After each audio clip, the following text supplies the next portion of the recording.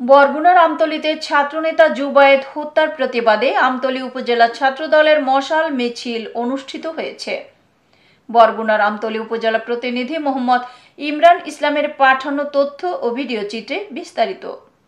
বরগুনার আমতলীতে ঢাকা জগন্নাথ বিশ্ববিদ্যালয়ের ছাত্রনেতা জুবায়েদ হত্যার প্রতিবাদে গতকাল সোমবার রাতে আমতলী উপজেলা ছাত্রদলের মশাল মিছিল অনুষ্ঠিত হয়। আমতলী উপজেলা ছাত্রদলের দাবি, আমরা জুবায়েদ হত্যাকারীদের বিচার চাই এবং মশাল মিছিলে বক্তারা বলেন, নিরপরাধ জুবায়েদকে পরিকল্পিতভাবে হত্যা করা হয়েছে, যা মানবতার চরম লঙ্ঘন। আমরা এর দৃষ্টান্তমূলক শাস্তি দাবি করছি। তারা আরো বলেন, হত্যাকাণ্ডের সাথে জড়িতদের দ্রুত গ্রেফতার ও বিচার নিশ্চিত না হলে সারা জেলায় আরো কঠোর আন্দোলনের কর্মসূচি দেয়া হবে। মিছিলে বক্তব্য রাখেন আমতলী উপজেলা ছাত্রদলের আহ্বায়ক সোহেল ইসলাম হেলাল, সদস্য সচিব ইমরান খান, পৌর ছাত্রদলের আহ্বায়ক এনামুল হক সহ আরো অনেকে।